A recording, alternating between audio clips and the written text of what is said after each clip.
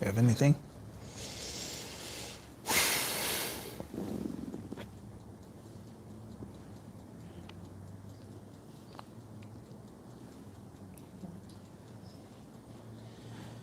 Initials UK from Youngstown, Ohio.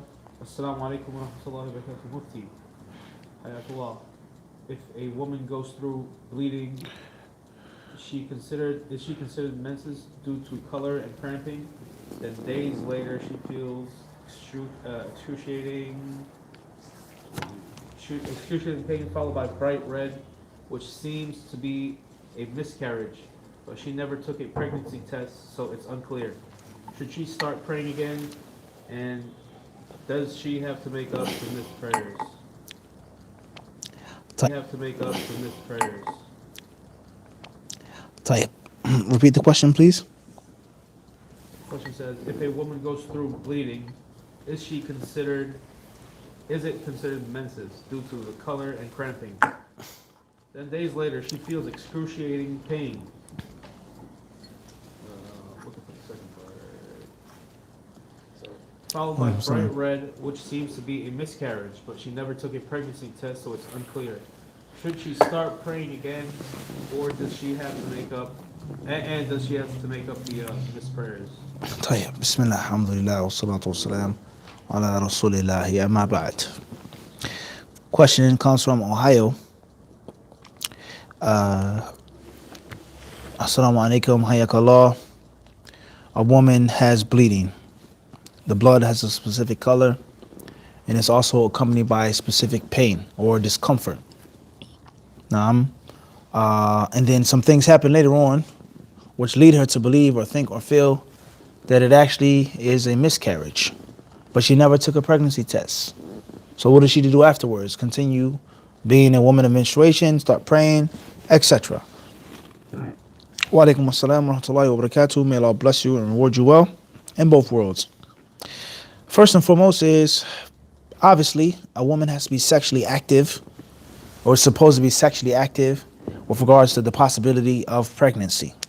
So I'm automatically assuming that the sister is married in this question, thinking that she might have been pregnant. That's the first scenario. Scenario number two is, when is the last time you had sexual intercourse with your husband? Was it in a time? Is it even possible for you to be pregnant or not? That's a very important part of the answer. If it's possible for you to have been pregnant, then it's possible for you to have a miscarriage. And if it's not, then obviously the odds are very low. All right. Secondly is, it depends on when a normal cycle is. And is it a stable normal cycle? Or is it irregular, off and on? And what are the normal symptoms of your regular menstruation? This color of the blood, this feeling, this emotion, etc. If those things were there, and if you felt that, or it wasn't a normal time, I didn't feel that, along with the excruciating pain, etc., then it's very possible there was a miscarriage. It's very possible that it was a miscarriage. Right? Understand this? And if it was a miscarriage, it depends on how long it was. How long do you think you were pregnant for? And what exactly happened in the miscarriage? Obviously, a lot of blood isn't necessarily, under any circumstance, close to anything similar to pregnancy, which is well known, and delivering a fractured or broken or ripped or torn apart fetus, in which a woman becomes nufasa, sitting for 40 days, etc. So with that being said, if it was not documented, if it's not proven to have been menstruation, it is not your normal menstruation, and in most cases you think and you feel confidently that it was a miscarriage and it was just blood, you're not nufasa. You don't have to sit and wait and stay away from prayer and fasting, etc. Clean yourself, wash yourself, obviously, and then you're in a pure state until you go back into the time in which your menses are there. So we have a woman who knows her normal menstrual cycle, and we have a woman who doesn't know her normal menstrual cycle. And we have a third woman, which is a branch of the second type, which is a woman who doesn't know her normal cycle, but she has signs that she can use to distinguish. Everyone understand this? So all of these details are very important for an accurate, detailed, tailor-made answer. Everyone understand this? So what I mentioned and explained is the general rule. If you need specific detail, then you have to email us, inshallah ta'ala, answering the questions that I brought up. Are you married? This, that, etc. And Allah knows best. Initials AA from Miami, Florida. Assalamu alaikum mufti. Can we say Allahumma barik or mashallah to non-Muslims to prevent giving them the ayn? Question comes from Miami. Can we say Allahumma barik or mashallah to a non-Muslim to prevent them from the ayn? Meaning when you see something on them or something that they do, al-muhim, mention Allah's name, and you don't necessarily have to ask Allah to bless them. La hawla wa la quwwata illa billah. La quwwata illa billah. And it's mashallah, everything in the dunya is what? Mashallah. Everything is what Allah has willed. That's what I would say. And Allah knows best. And perhaps if they ask you, you tell them or you explain to them. And Allah knows best. Abu Ibrahim Asad from Arlington, Virginia. I bought a car but now realize it has a faulty transmission. Can I buy a warranty from the seller, which will cost me less than replacing the part myself? Question comes from Arlington, Virginia. I bought a car and I've now discovered that it has a faulty transmission. Can I buy a warranty from the seller because it's cheaper and easier, etc.? You should not buy a car that's faulty and then to fix the fault, make another purchase with the same buyer and seller, etc. You're just adding to it. And it could possibly fall under 2 contracts in 1 contract. So therefore, return the car. Whether you had a warranty or not, it's faulty. Okay? And how can someone sell you a warranty after you've already bought and purchased the car? The warranty is supposed to be from the get-go. We're selling you the watch and the watch is fine and perfect. After 6 months, no matter what happens to the watch, you just drop it on the floor. You can bring it back and get full new watch or service. That's one thing. But if you have the watch and then it breaks, then you say, I want to buy a warranty. How are you buying a warranty for something that's already beyond and out of their grasp? Am I making sense? That's clearly what? Problematic. And the contract of them assuring something that they didn't agree to what?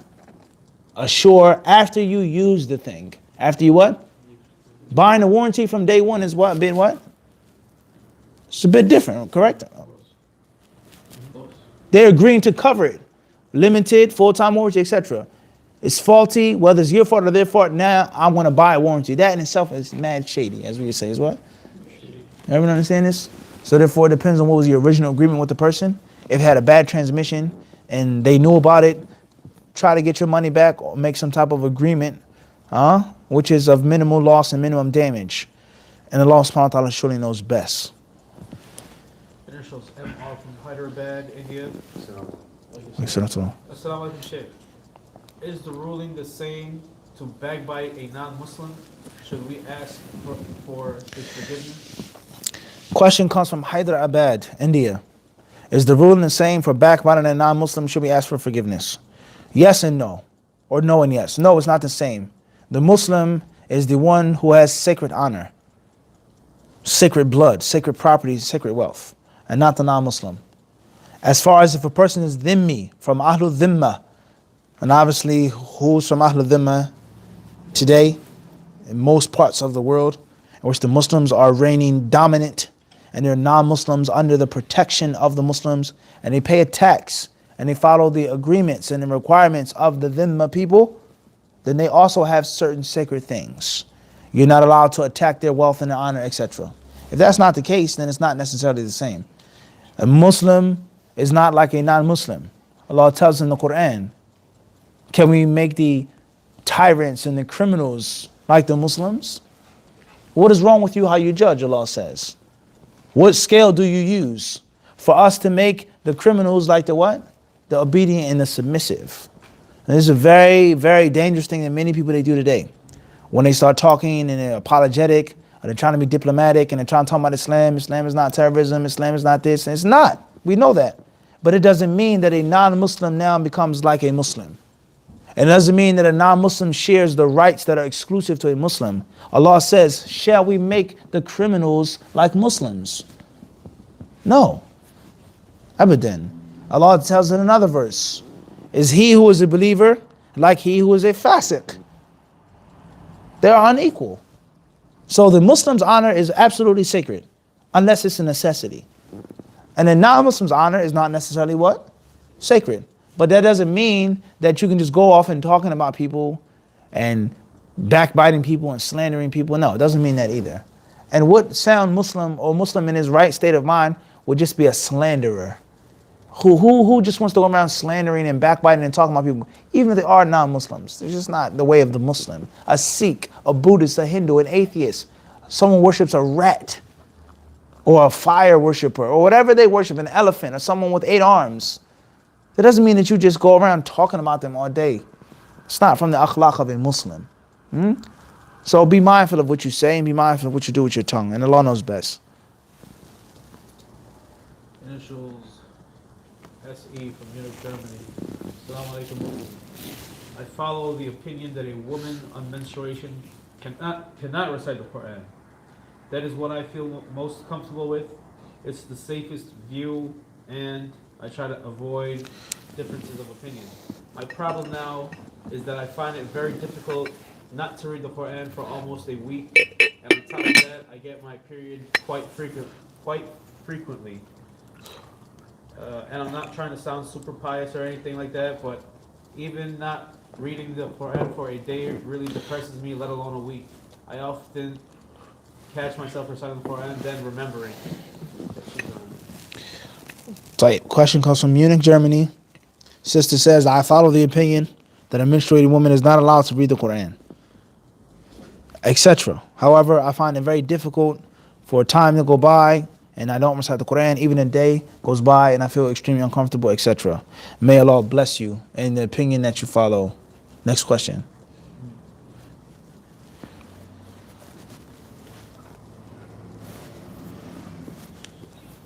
Nala Ali from Valley Street, New York. Can you tell us the type of tea you're always drinking? Where is it from? Tayyib. Tayyib. Sister Nahna Ali, may Allah bless you in both worlds. And may Allah give you the success in both worlds. And may Allah increase you and raise your status in both worlds. Ameen. Next question. AB from Toronto, Canada. Is it blameworthy or dispraised to have a high sex drive in Al-Islam? Tayyib. Question comes from what city? It says Toronto, Canada. Tayyib. Question comes from Toronto. Is it blameworthy to have a high sex drive in Al-Islam? Yes and no, I would say. Or no and yes. Obviously, the concept of having a sex drive, if you ask me, in my humble opinion, is like a double-edged sword. I think and I feel, and Allah knows best, that part of one's sex drive is totally natural. You're naturally born or made with a high or low or balanced sex drive. Just like someone's naturally tall, naturally short, naturally dark skinned, naturally fair skinned, etc.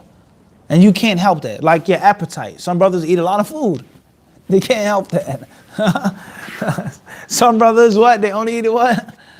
A little bit of food. You understand what I'm saying to you? That's natural. That's natural. That's not their blame, right? All right, that's one aspect. But the next aspect is, how have you been raised? What household did you come from in which you developed a taste for really good food and appreciation? And you always had a lot of food available. And your mother or your grandmother tied you down, strapped you to the chair and said, what? Eat, boy. You understand? So there lies no doubt. You can develop a good appetite. And you develop a taste and an appreciation for what? Halal tayyib. There's nothing wrong with that, huh? Taseen, right? There's nothing wrong with good tayyib food. And a person, he grows up and he works and he has the ability to buy this and eat this and he travels to this country and he develops an even stronger and wider taste for food. There's nothing wrong with that. So the first part of his big appetite is his fault or not his fault? Not his fault. Him developing it and allowing himself to eat more, and I'm not talking about greed. That's another issue. That's his, not fault, but it's his doing, right? And the same applies to one's sex drive. A person is naturally hypersexual. It's a reality among many, many what? People. They're naturally hypersexual. They can't control it. They have an insatiable sex drive. And there's some people who have a very low sex drive. And they're not interested in women. They're not interested in men. They're not interested in sex. There's some people that are married, They have sex once a month, once every 10 days. That's their own taste. And then there are other people who develop their sex drive, whether it's through watching things that are haram, or listening to things which are haram, or just sexual experiences. You may have a timid brother who marries a very untimid sister. And next thing you know, the brother's what? Turned out. He don't come to the masjid no more. He don't come to the classes no more. Where's brother Fulan? He got married to sister son. Oh, kalas. This is a reality. So him allowing that to happen, or a person doing haram, or gazing and lusting and thinking, or masturbating or watching pornography, or whatever the case may be, that's his what? His doing. And he created that monster and allowed it and unchained it and fed it and made that insatiable greed. Not saying that having a high sex drive is haram or insatiable greed, but everyone understand the point I'm trying to make? So at the end of the day, at the end of the bottom line, all jokes aside, guys, the bottom line is, it's nothing wrong with having a high sex drive as long as you do it in a permissible way. As long as you have self-control. A person may say, I have a high sex drive, but I know the zina is haram, and I stay away from it. I fast, I read the Quran, or I just have self-control. I have taqwa and self-control, khalas. But when I do have sex with my wife or my husband, I enjoy it, so on and so forth. Labas. Everybody's different, so it's not necessarily a bad thing. It's not necessarily a bad thing or haram thing. It's not disliked unless it becomes dominant over you. And it controls your mind and your thoughts and your actions. You become a slave of your sex drive. Then that's not necessarily a natural thing anymore. And that's not necessarily a thing that is okay and you're born with anymore. You're commanded to fight that and to stifle it. But there has to be some way for the water to escape. Irrigation. There is no absolute celibacy in Islam. There's no such thing as a monk in Islam. And a person just devotes himself to God. And no. Allah made you with desires for a reason and for what? A purpose.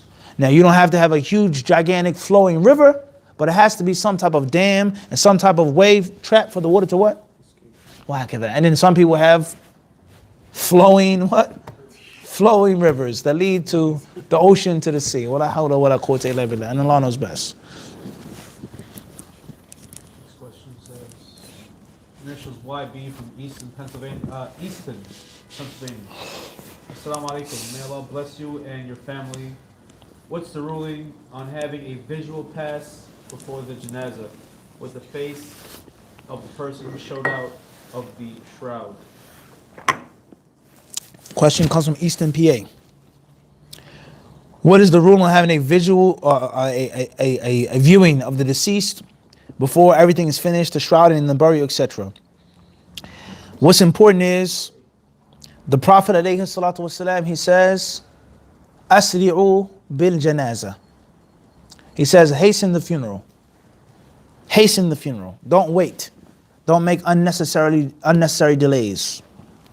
So, if it's good, the Prophet ﷺ says, فَإِن تَكُ صَالِحَةً فَخَيْرًا أَوْ خَيْرٌ تُقَدِّمُونَهَا إِلَيْهِ. If it was a righteous individual, then you're giving it to, putting it in a better place, in a quicker, faster manner.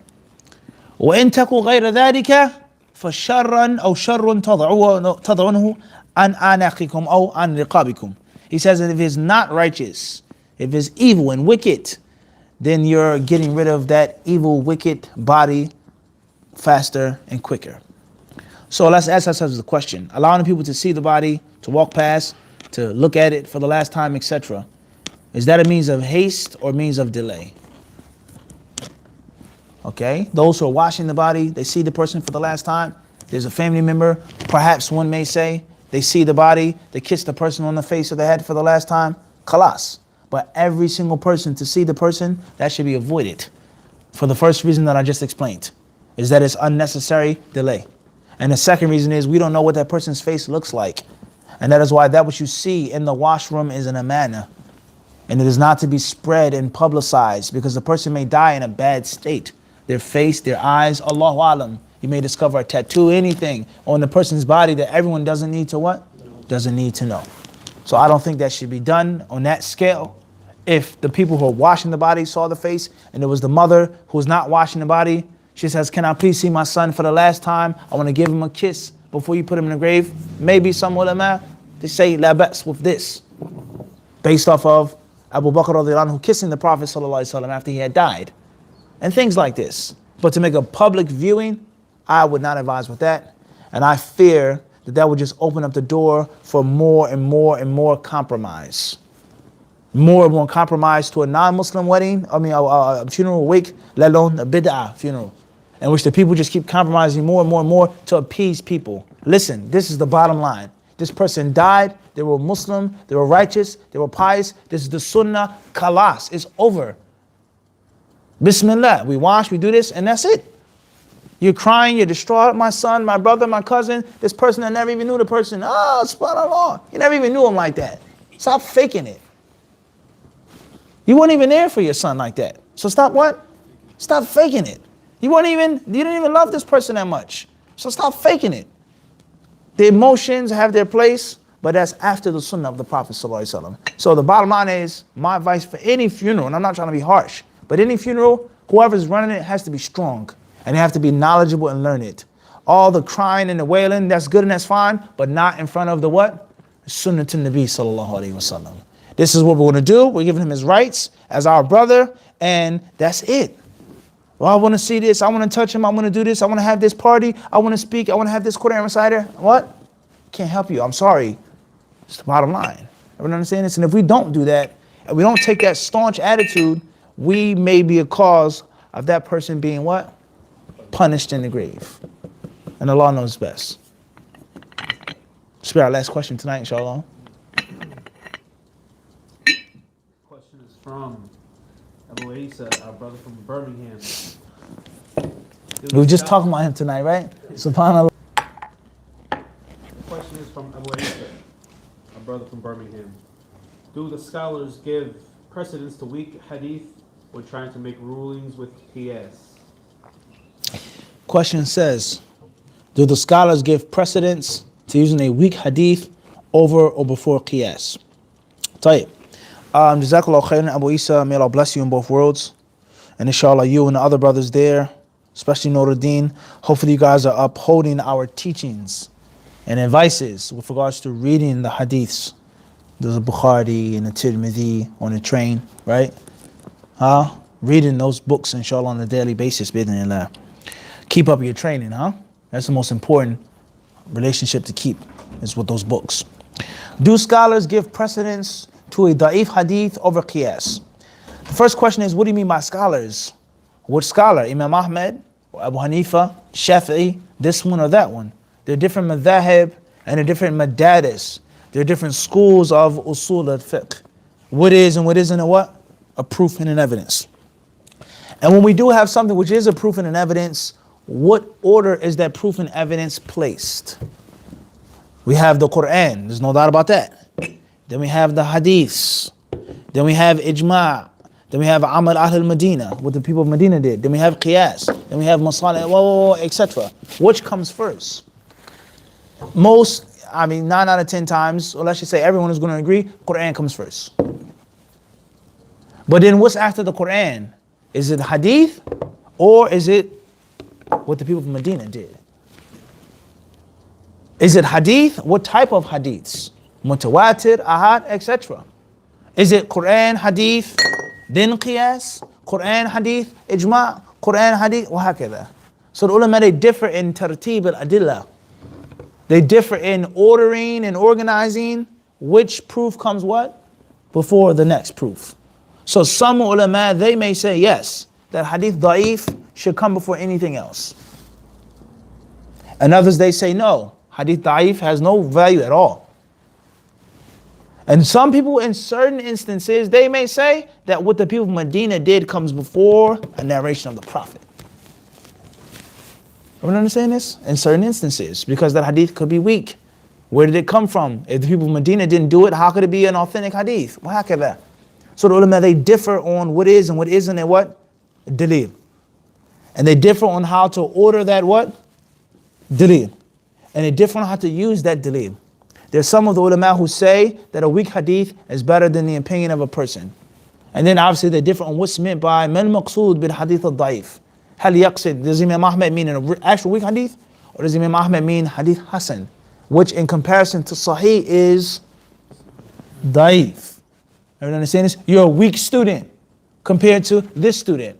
But in actuality, you're not a terrible student. But compared to him, everyone understand this? So it's a very, very, very long discussion with regards to usul al-fiqh. Everyone understand this? My personal advice to you, Abu Isa, and any student of knowledge, is to learn those small books on usul al-fiqh and to take the shuruh from those ulama and keep studying in progressive steps. And the more you know about usul al-fiqh, along with the more hadiths that you read, the stronger your understanding and comprehension will be on this issue. And you'll get out of a lot of confusion on what is and what isn't hadith da'if, hadith sahih. Can it be used? Can it be mentioned? Because Ibn Rajab clearly mentions hadith da'if. Ibn Taymiyyah mentions what? Hadith da'if. And in the footnote says, Shaykh Albani said hadith is da'if. And the brothers, they say you can't. So I'm confused now. The book, Fadlu Ilm al-Salaf ala Ilm al-Khalaf. The superiority of the knowledge of the pious predecessors over the knowledge of the later generations. And in the book, Ibn Rajab, he quotes the hadith, and he himself says it's what? Da'if. And in the footnote they say, Silsila hadith da'ifa. But I read in another book that you can't use weak hadiths. And the Salafis don't weak this. It's what? Confusion now. Everyone understand this? Last but not least is the concept of qiyas. We know that all qiyas isn't acceptable. And there's some qiyas which is acceptable. There may be a qiyas which is called qiyas fasid. Or fasid or i'tibar. It's of no use. Because the qiyas comes before the dalil. You understand this? Or it may be a qiyas in which there's a difference between the two. The pocket watch is not like the hourglass. So we can't compare the two. There's a hunak farq. There's a big difference between the two. Even though they do keep what? Time. So there are different rules for qiyas which is accepted and the qiyas which what? Is rejected. The only way that you can find out the ways or the qiyas which is good or bad is through those what? Those books. And that's what I'll say in brief. And Allah subhanahu wa ta'ala surely knows best. Wa sallallahu sallam wa barak ala abdihi wa rasulihi nabina wa imamina Muhammad. Jazakum Allahu khairan.